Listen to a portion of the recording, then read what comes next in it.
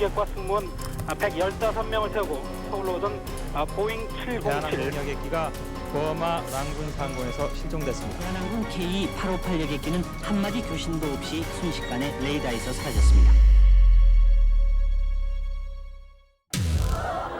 뒤늦게 전해진 이 소식에 울음바다로 바뀌었습니다.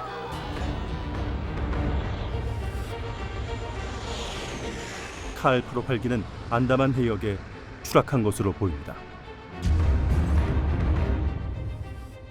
북한 공작원이란 김현희가 잡혔고 정부는 추락 원인을 폭탄 테러로 단정했습니다. 9시간 폭발하는 스위치를 동작시켰습니다.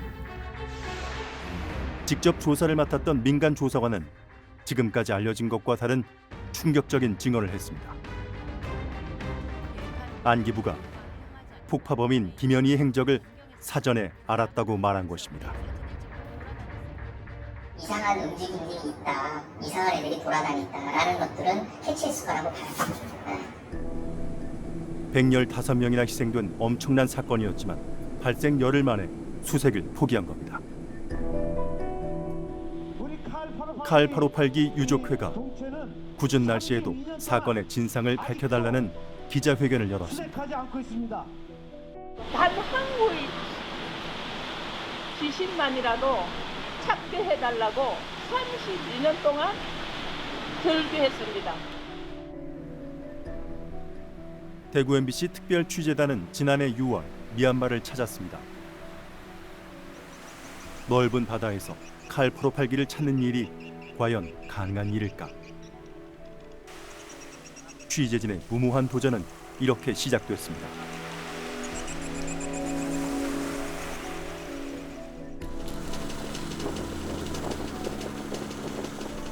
언론사로는 처음인 칼858기 동체 수색.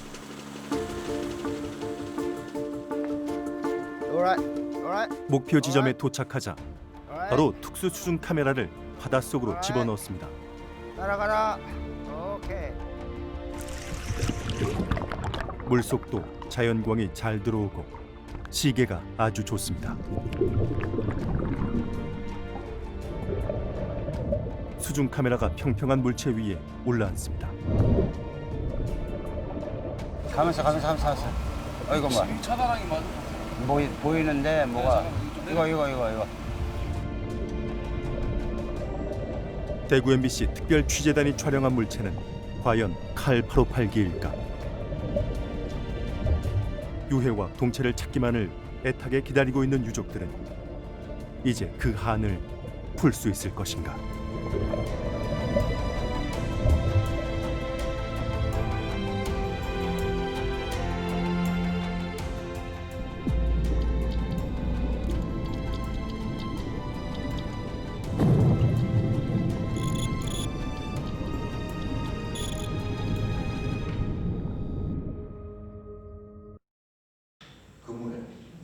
마지막에는 그물에 걸려 저 화면을 찍기 전에는 마지막에 그물이 걸려가지고 오랜 세월 그토록 갈망했던 칼858기 동체와 처음 마주하는 유족들. 몇 번 걸렸어. 쪽이 남아있다. 이런 날만을 꿈꿔왔지만 정작 현실로 다가서자 실감이 나지 않습니다. 야, 이거 꼭 찾아야 되겠다. 진짜. 그렇게 사건의 진상 규명을 위해 노력했던 유족회 지원단도 함께했습니다. 그 부분이 손에서 거기에 시절 남바가 있고 그게 좀 나올 거 아니야. 그러니까 그것도 가서야 된다. 만약에 이제 화물칸에서 됐다 그러면 우리가 추정할 때는 이제 다 녹이 나서 흐트러진 줄 알았는데 너무 그대로 원형이 그대로 있다는 거, 부식 안 되고 항공기 재질이 저렇게 아주 방부 처리가 잘 돼서 오랜 세월이 흘러도 저렇게 큰 부식이 없었다는 것. 승객되면 숫자 다시 하고 이런 수직 꼬리 날개가 보일 정도로 동체가 온전하단 말에 희망이 살아납니다.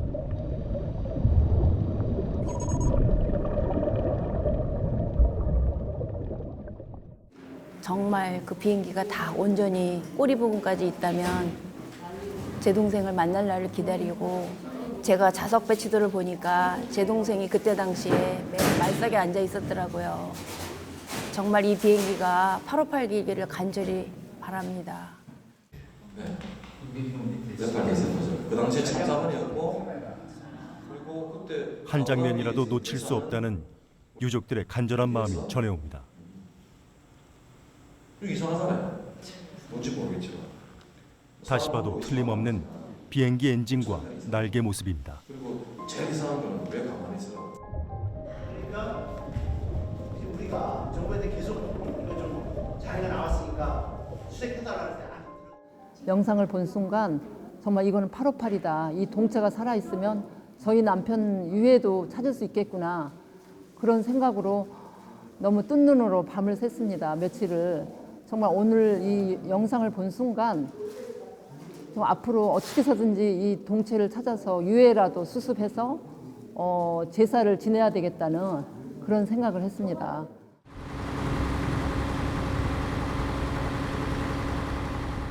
대구 MBC 특별 취재단의 수색단장인 해난구조 전문가 이종인 씨. 내셔널 지오그래픽과 같은 세계적인 제작사들과 해양 다큐멘터리를 함께 만들었습니다. 수중 촬영 경험도 많아서 수심 200m 해저에 침몰한 2차 대전 때 일본 군함도 찾았습니다. 야. 칼 858기 추정 동체는 수심 50m 정도의 해저에 있었습니다. 따라가라. 오케이. 완전 다이빙 벨이야. 촬영 당시 햇빛이 바다까지 잘 비춘 데다 파도까지 잠잠했습니다. 다행스럽게 그 물체를 멀리 있는 걸 볼 수 있었던 거는 그 자연광이 밑에까지 이제 투과가 됐었고, 참고로 전에 그 수리가오라는 그 필리핀 쪽에 그 2차 대전 말기에 전쟁으로 깔아앉은 배가 있었어요. 200m 수심에. 그랬을 때 200m 밑에도 자연광이 비치는 거를 확인을 했어요. 칼 858기 추정 동체는 음파 탐지기로 거리를 측정한 결과 8에서 10m 떨어져 촬영됐습니다. 추정 동체 엔진이 실제 칼 858기의 엔진이라면 크기도 같지 않을까. 네, 여기 잡을게요. 자, 100. 딱 여기 중앙에 여기 1m잖아요. 네. 엔진 크기를 직접 비교해 보기로 했습니다. 근데 그 엔진 외부가 1m라고 그러지 않았어요? 칼 858기 엔진은 지름이 약 1m. 그러니까 이거보다 조금 작은 거예요. 작네, 그죠? 네. 그러니까 1m를 기준을 잡죠. 이거 1m 이내. 일단은 여기다 넣어서 취재진은 똑같은 지름의 원형고리를 만들었습니다. 자, 이 정도 해놨어요. 여기다 놓고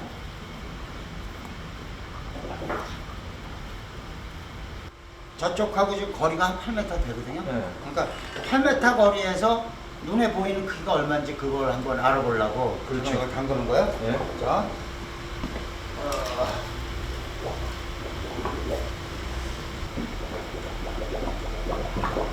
안다만에서 수색할 때 썼던 수중 카메라로 원형고리를 직접 촬영했습니다.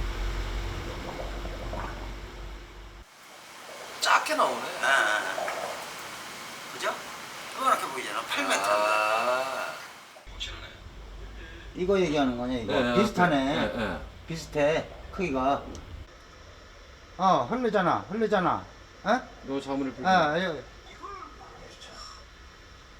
요때가 8m 되는 거야. 8m 됐을 때. 그런 모양이네. 요때. 여기서 거리가 8m 되는 거야. 비친 거가 이제 거리를 정확하게 이제 잴 수 없어서 그 눈에 보이는 크기를 가늠을 하려고 그 똑같은 크기의 물체를 물속에 넣고 정해진 거리, 우리가 알고 있는 거리에서 촬영을 했을 때 비치는 크기를 비교를 해봤을 때 1m 크기의 물체가 한 8m 떨어졌을 때 그 정도 크기로 보이는 게 오늘 이제 실험으로 이제 증명이 됐죠.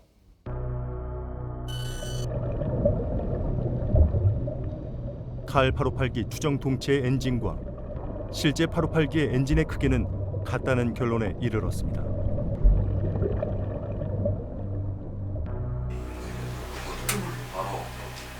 이런 그물이 취재진은 전문가들에게 촬영한 물체가 과연 칼 858기가 맞는지 확인해봤습니다. 그러니까 안에가 연료 이렇게 통이 그림에서 보면 전체적으로 뒷부분에는 약간의 항공기 엔진과 날개가 이렇게 붙어 있는 듯한 그림이 있고, 또 가까이 당겨진 거는 이렇게 날개 끝이 이렇게 날개의 한 단면이 절단이 돼가지고 거기에 이렇게 연료 탱크의 그 에어 포일이라는 면이 보이는 것 같습니다.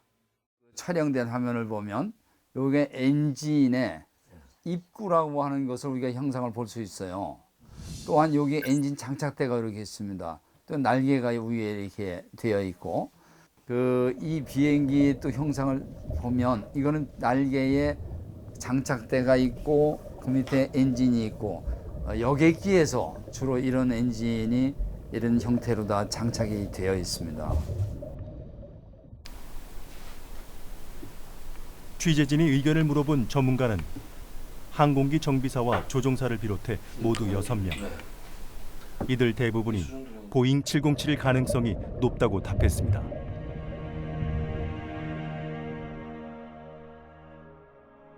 칼 858기는 보잉 707 기종으로 양날개 2개씩 모두 4개 엔진을 가지고 있습니다. 이번에 촬영된 물체는 왼쪽 날개와 바깥쪽 엔진으로 추정됩니다.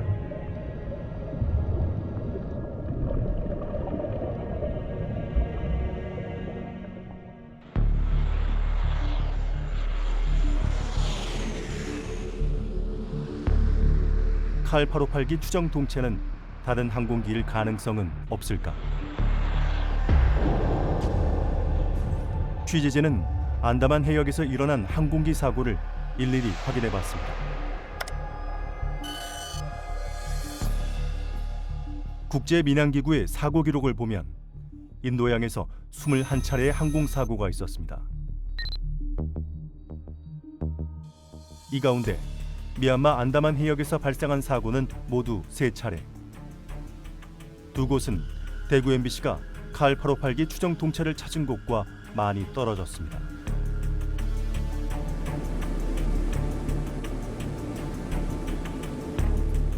대구 MBC가 추정 동체를 촬영한 지점은 바로 858기 항로 아래쪽 바다입니다.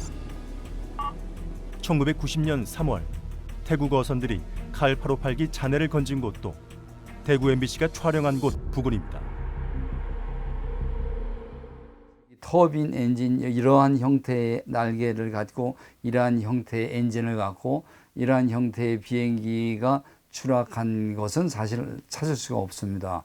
그렇다면 이 비행기는 분명히 그 707 K 대한항공 858편 그 비행기라고 믿을 수밖에 없는 그런 상황입니다.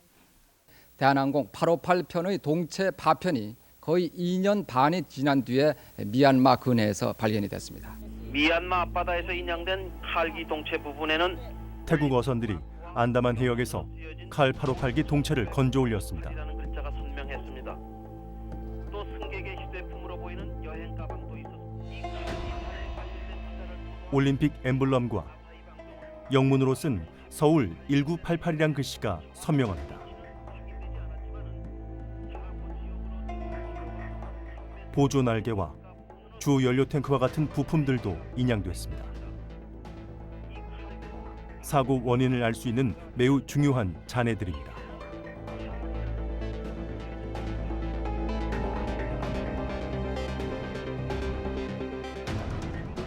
승객 휴대폰과 여행 가방, 옷가지들도 나왔습니다. 하지만 정부는 이해할 수 없게도 이 동체들이 나온 곳을 수색하지 않았습니다. 정부가 수색하지 않았다는 것은 하여튼 우리가 자료를 통해서 또 여러 가지 저희도 자체 조사를 통해서 확인을 했습니다. 특히 눈여겨볼 것은 창문 4개가 있는 비행기 뒤쪽 동체입니다. 가로 8m, 세로 3m 크기의 이 부분은 승객들이 있었던 곳이기 때문입니다. 객실 선반에 폭탄을 두고 내렸다는 김연희의 말을 입증할 수 있는 중요한 잔해입니다.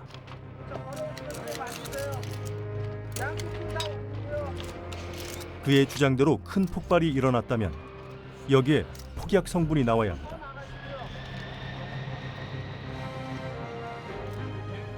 국립과학수사연구소가 감정에 나섰지만 폭발 물질은 검출되지 않았습니다. 1987년 당시 미얀마 화물선이 건진 칼 858기의 구명정에도 폭발 흔적은 없었습니다. 김연희가 폭탄을 둔 곳과 5m 거리밖에 안 되는데도 검출되지 않은 것입니다.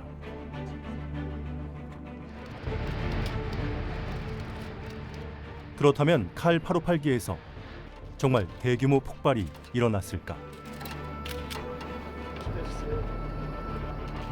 한 5분에 사는 화약하고 같이 터져서 나갑니다. 그런데 경찰에서 폭발 감식을 맡았던 폭탄 테러 문제 전문가인 심동수 상지대학교 겸임 교수. 4번, 12번이라고 써 있는 요것들이 나올 수 있습니다. 폭파 전문 업체를 운영하는 이론과 실무에 밝은 전문가입니다. 그게 이제 우리가 화약하게 수소폭이라고 그러는데 객실 선반에 두고 내린 소형 라디오 폭탄과 액체 폭탄이 함께 터졌다는 김연희 주장은 있을 수 없다고 합니다. 얘가 절대 터지지 않고 불만 간신히 붙는 타는 정도에 불과한 그런 현상이 나오거든요. 여기서 제일 중요한 것은 표준, 공장에서 만든 표준 폭약하고 사제 폭약하고 같이 쓰는 그런 테러는 이 세상에서 가장 멍청한 테러고, 그렇게 지금까지 인류가 생긴 일에 그런 멍청한 조합을 해가지고 테러한 일도 없고요.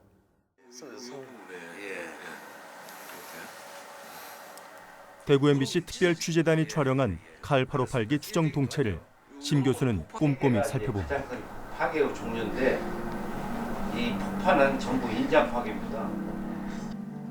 그리고 그 후에 예를 들어서 그는 동체를 인양만 하면 이제 폭파의 비밀을 풀 수 있다고 말합니다.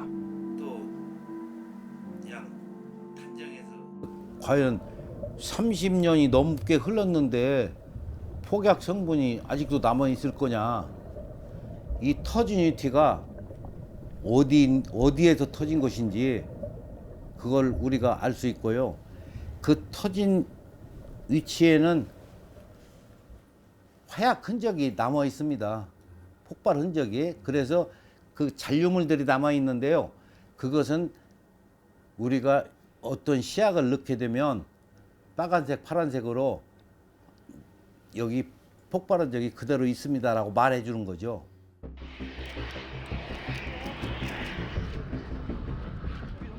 비행기 동체는 사고 당시의 상황을 그대로 보여주는 거울과 같습니다. 이 때문에 국제민간항공기구는 항공사고와 관련된 증거를 잘 보존하도록 규정하고 있습니다. 그런데 어찌된 영문인지 당시 정부는 폐기 처분해버렸습니다.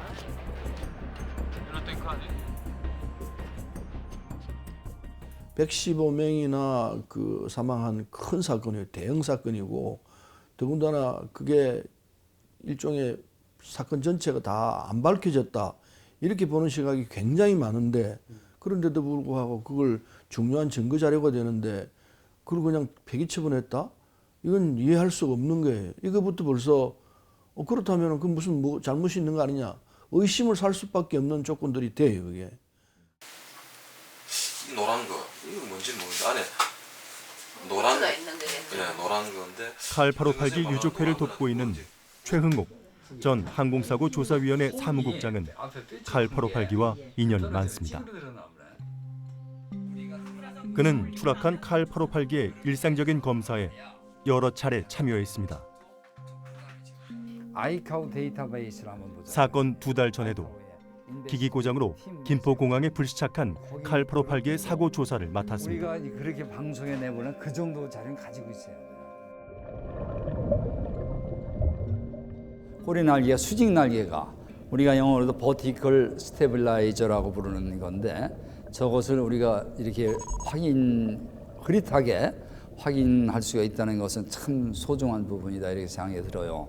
왜냐하면 꼬리 부분이 거기가 우리가 사고 조사를 할 수 있는 블랙박스라든지 이런 부분이 거기에 장착되어 있어서 그걸 정말 확인하는데 너무 상태가 좋은 상태로 있어서 크게 또한 다행이다 이렇게 생각을 합니다. 수직 꼬리날개 부근에 장착된 블랙박스를 찾는다면 진상규명에 결정적인 역할을 합니다. 블랙박스로 불리는 비행기록 장치와 조종실 음성 기록 장치. 비행기록 장치는 기기 조작 내역과 항공기 속도, 방향, 부품 이상과 같은 자료가 저장됩니다. 조종사들의 대화 내용은 조종실 음성 기록 장치에 고스란히 남습니다. 블랙박스를 회수한다면 칼 858기가 어떻게 바다에 추락했는지 그 과정을 알 수 있습니다. 폭파 이후에 제일 먼저 나타나는 것은 항공기 구멍이 뚫림으로 인해 가지고 급격 기압 강화 현상이 나타나게 되어 있습니다.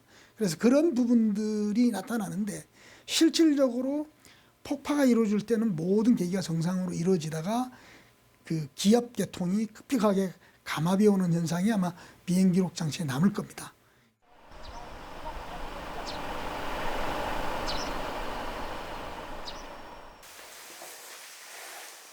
한국교통대학교 항공운항과 이근영 교수는 미국 연방 교통안전위원회 조사관으로 파견된 유일한 한국인입니다. 민항기 엔지니어로 시작해 국토교통부에서 오랜 기간 항공사고 조사를 맡았습니다.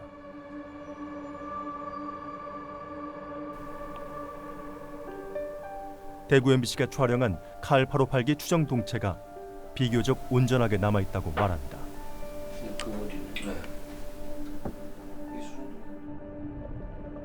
대규모 폭발로 산산조각이 나거나 바다로 수직으로 떨어졌다면 이처럼 형체가 보존될 수 없기 때문입니다. 공중에서 상당한 충격을 받고 추락하면 사실은 엔진이 파이론에 장착되어 있는 거는 한 4개 정도의 볼트에 의해서 지지되는 거기 때문에 그것이 상당히 또 어떤 충격이면 떨어져 나가도록 설계가 돼 있는 거예요. 그래서 엔진이 윙에 이렇게 붙어 있다는 가정을 하면 상당히 충격은 마일드했다고 볼 수밖에 없죠. 만약에 엔진이 붙어 있었다 그러면은 뭐 착륙 시도 하는 쪽으로 생각할 수밖에 없는 것이죠.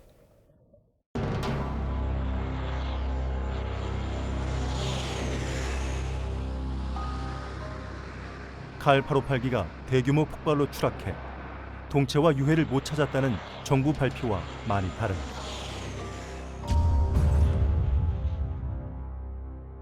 미얀마 교통부가 국제 민간항공기구에 보고한 사고 조사 보고서입니다.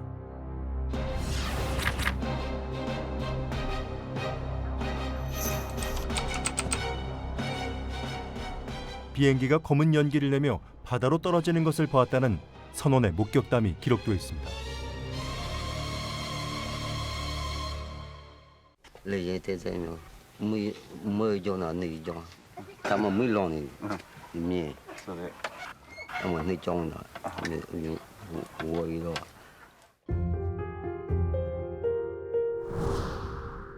미얀마 정부도 동체 착륙 가능성이 있다고 본 것입니다.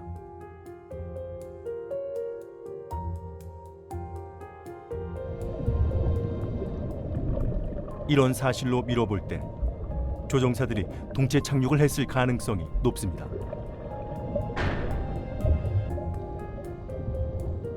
조종사는 물론 승객과 승무원들이 추락할 때까지 살아 있었다는 얘기입니다.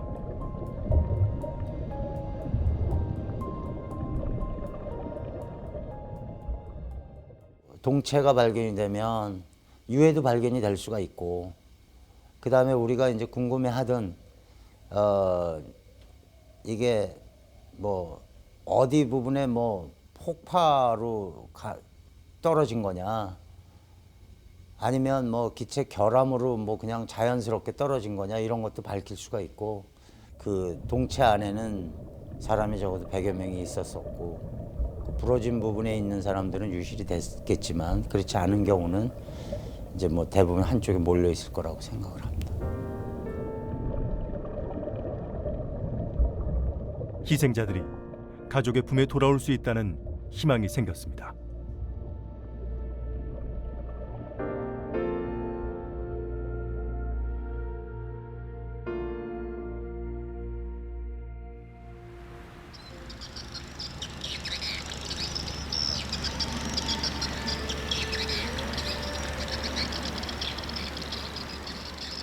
한 달 뒤 대구 MBC 특별 취재단은 다시 미얀마 안다만 해역을 찾았습니다.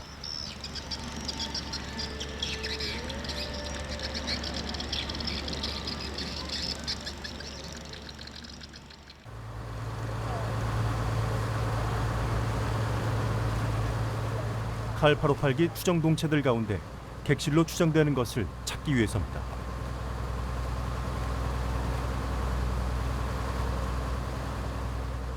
어쩌면 유해를 발견할 수 있을지도 모릅니다.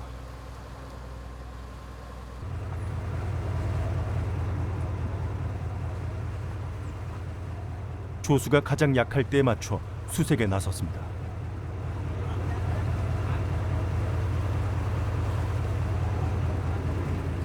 늘 그렇듯이 바다 상황은 녹록지 않습니다.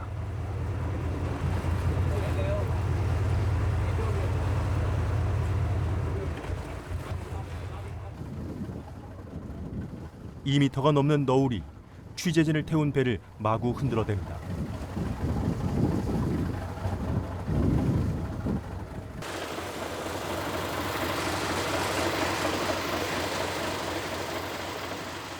목표 지점에 가까워졌습니다.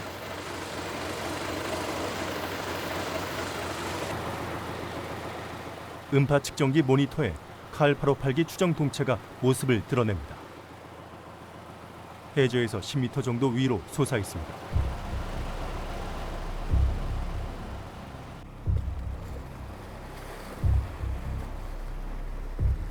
지금까지 두 차례 수색에서 가장 큰 어려움은 배를 목표 지점에 고정시키는 일이었습니다. 배가 조류에 밀려 한 곳에 멈춰 설 수가 없었기 때문입니다. 이번 3차 수색에는 이 점을 보완했습니다. 지금 현재 배를 그 물표 위에다가 중심을 잡고 그 중심에서 세 방향으로 앵커를 던져 놓을 거예요. 그래 놓고 이제 줄로 조정을 하게. 그 위에 딱 배가 유지될 수 있도록. 먼저 목표 지점 주변 세 곳에 부표를 고정시키는 작업을 합니다. 부표에 연결된 갈고리는 바다 바닥에 박히면서 단단하게 잡아주는 역할을 합니다. 배와 부표의 갈고리를 연결한 뒤 칼 858기 추정 동체에 가장 가까이 다가가는 겁니다.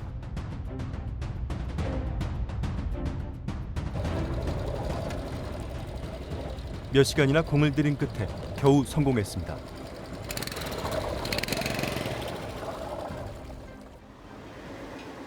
이제 남은 것은 칼 858기 추정 동체를 둘러싼 그물에 갈고리를 거는 작업.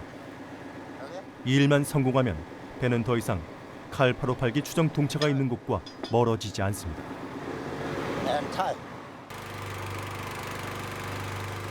가장 어려운 작업입니다. 어때? 가까워져? 이종인 수색단장이 직접 나섰습니다. 고무보트를 타고 목표 지점으로 가까이 다가갑니다.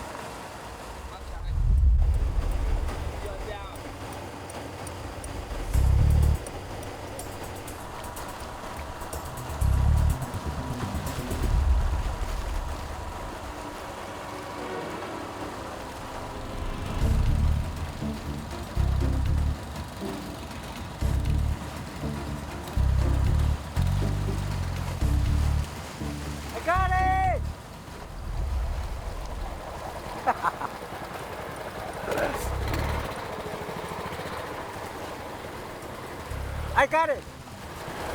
I'm a good fisherman. Yeah, okay. 장애물에다가 직접 그 훅구를 걸었어요. 낚시해갖고 걸어서 그쪽으로 가까이 가는 거예요 지금. 가는 거고 하나는 앵커가 그 부근에 있으니까 자리는 잡히는 거지 일단은. 그거하고 장애물 사이에 우리가 올라가는 거예요. 타이트. 바로 수중 카메라를 바다에 투입할 준비에 들어갑니다. 지금까지 수색에서 약점으로 꼽힌 조명과 수중 드론의 문제점도 보완했습니다.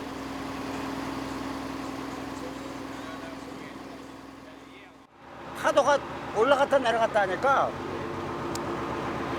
위에 떠서도 물체에 초점을 잡기가 힘들어요.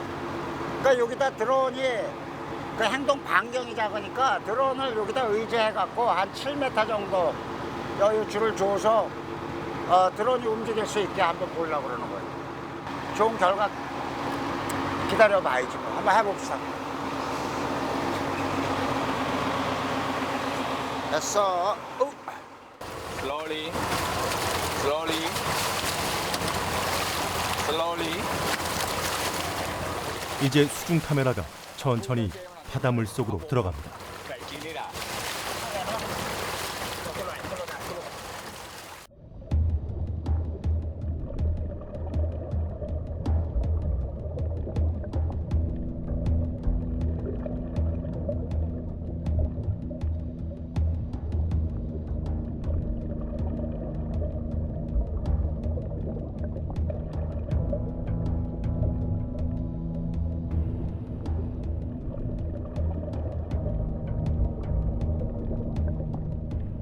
수중 카메라 틀에 매인 채 움직이는 수중 드론의 모습도 보입니다.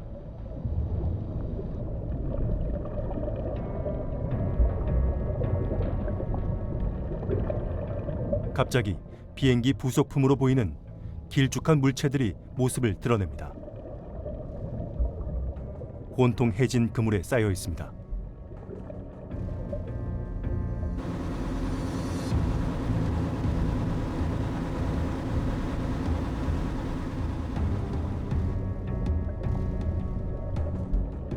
승객 안전과 관련된 물품으로 보이는 노란색 물체들도 나타납니다.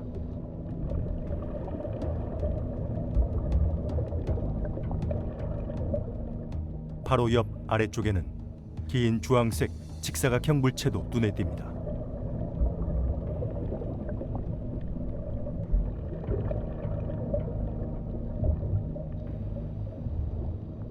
해저까지 내려간 수중 드론이 위로 촬영한 영상에 매우 의미 있는 물체가 포착됐습니다.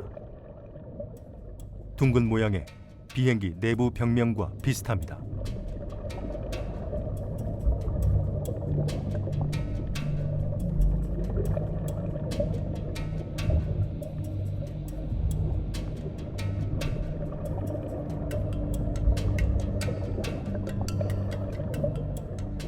객실과 화물 칸을 나누는 보와 지지대 같은 것들도 보입니다.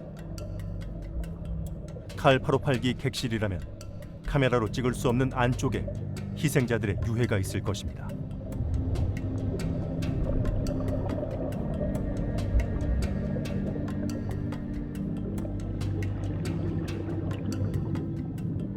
이 차 수색 때 엔진과 날개를 촬영했던 지점에 다시 수중 카메라를 넣었습니다.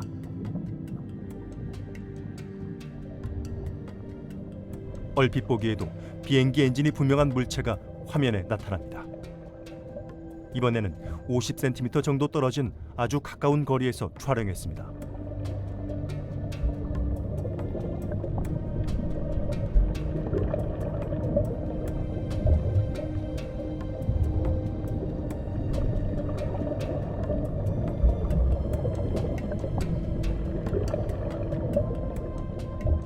이 차 수색 때 촬영한 엔진과는 달리 날개와 떨어져 있습니다. 이 엔진은 큰 충격에 표면이 깨어진 모습입니다.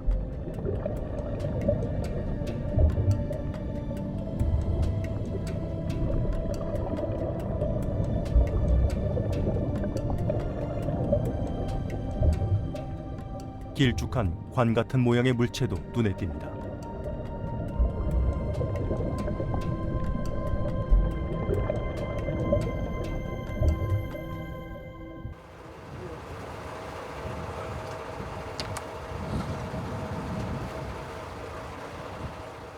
촬영을 마친 수중 카메라는 배로 들어올려집니다. 이번에도 수중 드론은 프로펠러 부분이 장애물에 부딪혀 망가져 버렸습니다. 수중 촬영을 계속하면서 새로운 동체들을 확인해 나갔지만 한계가 많았습니다. 일단 바다가 평탄하지 않았어요. 평탄하지 않을 때는 이제 파도가 있고 보통 그 스웰이라는 너울성 파도가 있으니까 카메라가 세팅이 안 되는 거예요. 세팅이 안 되다 보니까는 피사체도 제대로 초점도 못 잡고, 그다음에 또 한 가지는 전체적으로 흐르는 그 먼지가 많아서 태양광이 위에서 비치더라도 그 멀리 피사체를 잡을 수 있는 기회가 없었어요. 진짜 안타까워요. 대구 MBC 특별 취재단은 다음을 기약하며 안다만 해역을 떠날 수밖에 없었습니다.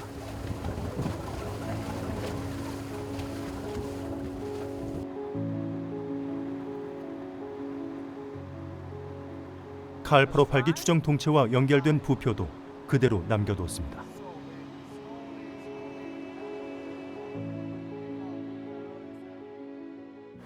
세 개 중에 하나는 걷고 두 개를 남겨놓고 온 거는 모르겠어요. 또 다시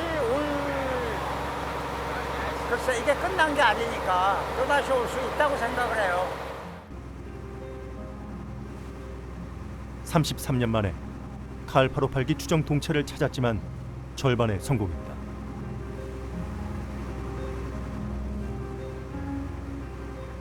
이종인 수색단장은 아쉬운 결과에 좀처럼 배전을 떠나지 못합니다.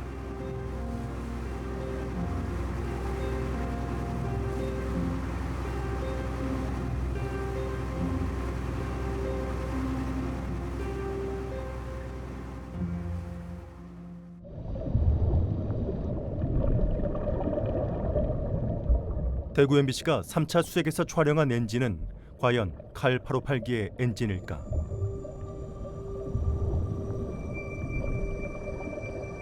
칼 858기의 엔진은 PNW, JT3D의 모양과 비교하면 매우 비슷합니다.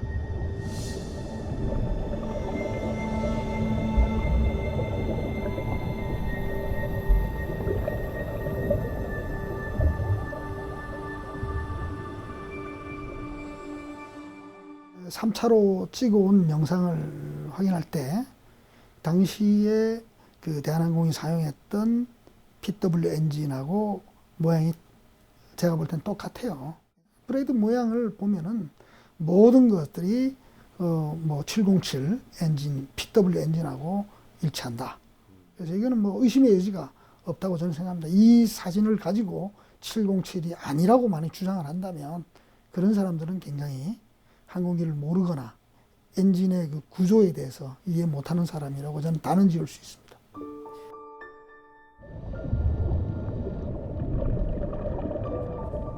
30여 미터 길이의 칼 858기 추정 동체는 과연 무엇일까?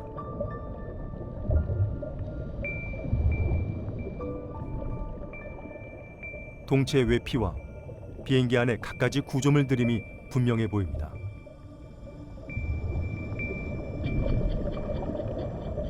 큰 압력에 외피가 휘어지는 것을 막는 스트링거, 보호와 지지대, 보강제 같은 것들입니다.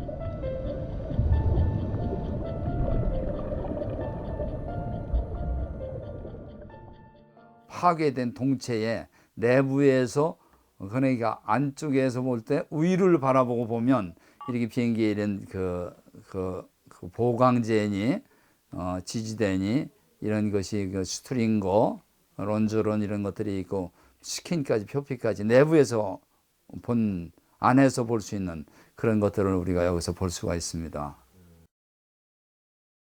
항공기 안에 들어가는 여러 가지 구조물, 보통 동체에는 프레임이 있고 프레임을 연결하는 채널이 있고 여러 가지 보강재들이 있는데 항공기 안에 있는 보강재라고 유사하게 보이기는 합니다.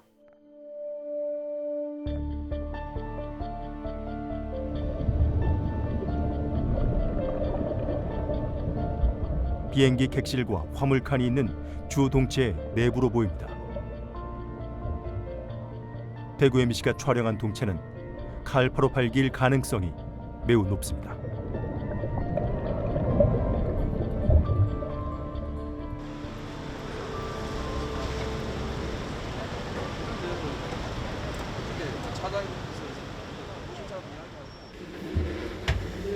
칼 858기 유족회 대표들은 취재진과 함께 대한항공 사옥을 직접 찾았습니다.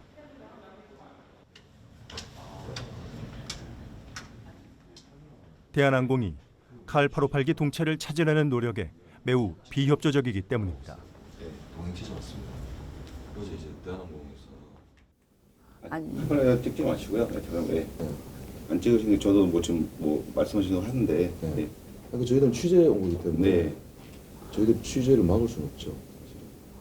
그리고 저희 가족 네. 피해자 가족입니다. 네, 네. 저희들은 네. 누구보다도 네. 언론이 찾아준 걸 이 33년간 대한항공이 못 찾아줬잖아요. 그럼 그 찾아왔으면 누구보다도 반가워하고 확인해줄 업무가 이 대한항공에 있습니다. 아, 네. 이 대한항공 예, 비행기잖아요. 예, 예. 707은. 그렇기 때문에 가족회분들이 네. 그 답변을 하실 수 있는 분을 면담을 요청하는 거니까. 네.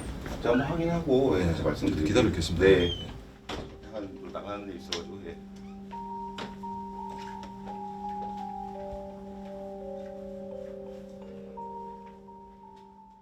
이거를 뭐 저희가 협조를 해야 될 사안도 아니고요. 동체만 만약에 확인하는 게 필요하시면은 저희 말고도 항공 관련 전문가들은 많이 있을 테고요. 그거를 저희가 다시 나서가지고 그거를 꼭 확인을 해야 될 사안이라고 보지는 않거든요. 대구 MBC가 촬영한 칼 858기 추정 동체가 진짜인지 확인해달라는 요청을 대한항공은 끝내 거부했습니다.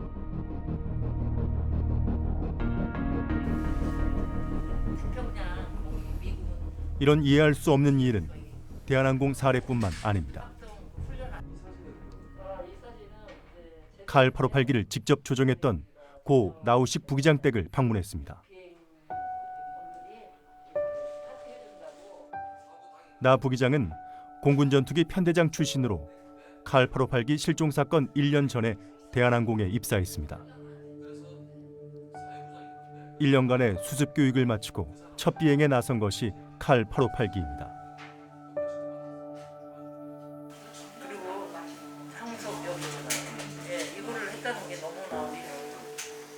지난해 봄 부기장 부인 김정희 씨는 남편과 관련된 새로운 사실을 외교 전문에서 확인했습니다.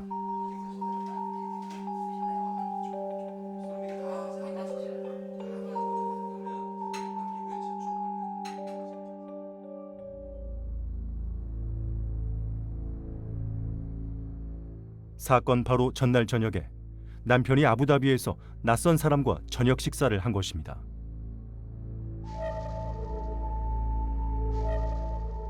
이 사람은 남편에게 항속 거리와 긴급시 통신 연락 방법과 같은 것을 물어봤습니다.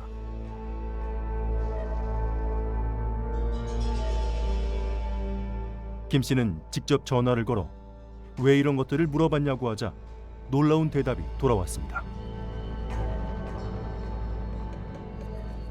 지금 아이들은 뭐 하고 지내냐고 그래서 뭐 승무원도 있고 그렇게 외국에 있습니다 했더니 대뜸 하는 말이 조용히 사십시오. 조용히 사시오.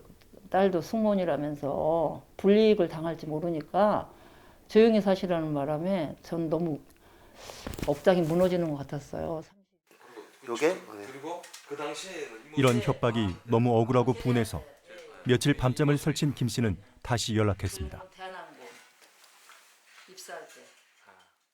전화 통화했다는 거를 다른 기자나 언론에 절대로 이야기하지 말라고, 시끄러울 거다고 그렇게 이야기를 하더라고요. 그래서 그냥 녹음도 못하고 진정이 안 돼갖고 그냥 끊었습니다. 조지하고 있어. 이거 명함이 나와야 된다가 이게 찾아보는 명함. 꼼꼼히. 이런 수상한 행동은 칼 858기 실종 사건과 관련이 있는 것은 아닐까. 취재진은 수만 쪽이나 되는 칼 858기 수사 보고서와 외교 전문을 하나하나 확인했습니다.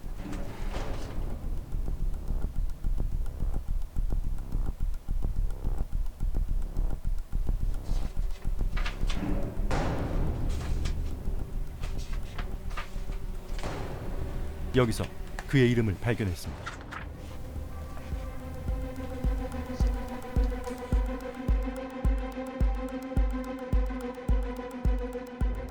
놀랍게도 그는 당시 아랍에미리트 한국대사관의 고위공무원 A씨입니다.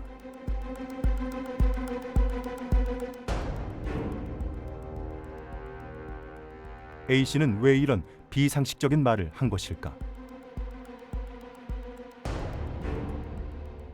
너무 그저 옛날 생각을 많이 했어서 너무 그러면 가슴이 아프니까 애들 데리고 이래 다 살려면 잊어버리고 저 그래 사실이냐 안 좋겠냐고 좋듯을 말씀드린 거죠.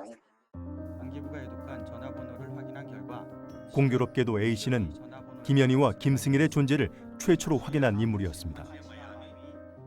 칼 858기 실종 사건 직후부터 한국 대사관을 진두지휘했고 대사까지 지냈습니다. 그런데도 A씨는 자신은 별다른 역할을 하지 않았다고 말합니다.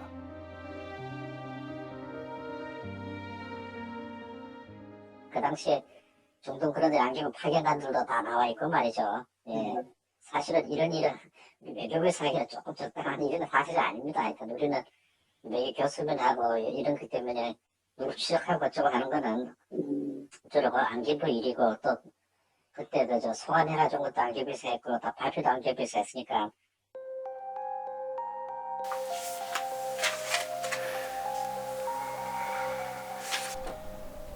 하지만 그의 말은 자신이 안기부에 진술한 내용과 완전히 다릅니다. 사고 당일에 김현희와 김승일을 테러범이라고 의심하고 행적을 파악했습니다. 바레인에 있는 한국 대사관 직원 B씨에게 연락해 이들의 동향까지 알아내라고 지시했습니다.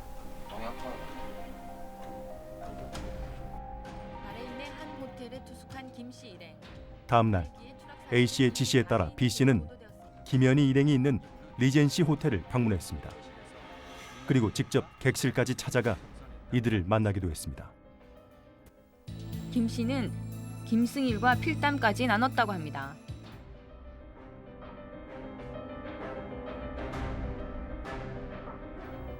김현희와 김승일이 위조 요건에 부착됐던 사진을 보여주었습니다. A씨는 사실상 김현희 검거에 가장 큰 공을 세운 것입니다.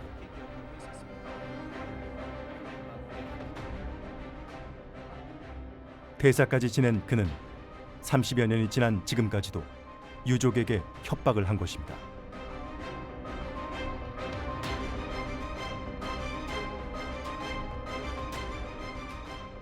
아직까지도 숨겨야만 하는 진실이 남아있는 것일까?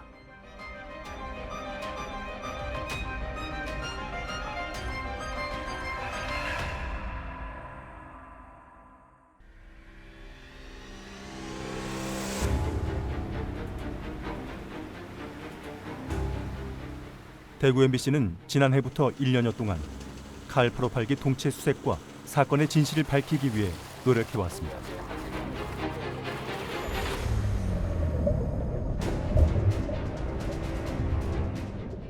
네 차례에 걸친 수색을 펼쳐 칼 858기로 추정되는 동체를 찾아냈습니다.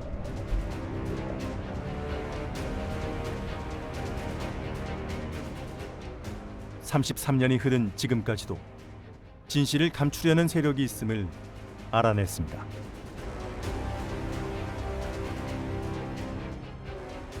하지만 우리의 의지와 노력만으론 역부족이었습니다.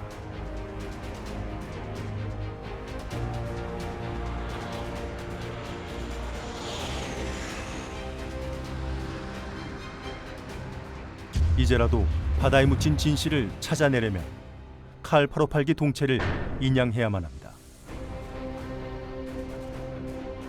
그리고 한 점 의혹도 없이 투명하고 철저하게 재조사를 해야 합니다. 115명이나 되는 유족들이 아무런 유해는커녕 유품 하나 건질 수 없었던 상황. 이건 말이 안 되는 상황이거든요. 그리고 다행히 지금 858기로 보이는 물체를 지금 찾아낸 상태이고 금방 건져 올릴 수 있는 이런 상황이기 때문에 빨리 국회 조사위원회를 구성을 해서 그걸 진실조사위원회를 새로 구성을 해서 우선 이 858기를 건져 올리는 작업부터 해내는 게 꼭 필요할 거라 생각합니다. 동체가 이제 수색이 되고 늦었지만 지금이라도 유족들의 눈물을 닦아줘야 합니다. 한편으로는 기뻐했지만 그것이 국가가 존재해야 하는 이유이기 때문입니다. 칼 858기 유해들은 언제 돌아올까? 왜 정부는 아직도 33년 동안 제가 줄곧 유해 유품 찾아달라. 115명 중에서 한 사람끼라도 우리들이 확인할 수 있는 거 찾아주면은 인정해주겠다. 찾아달라 그래도 대한민국에 안 찾아줬습니다.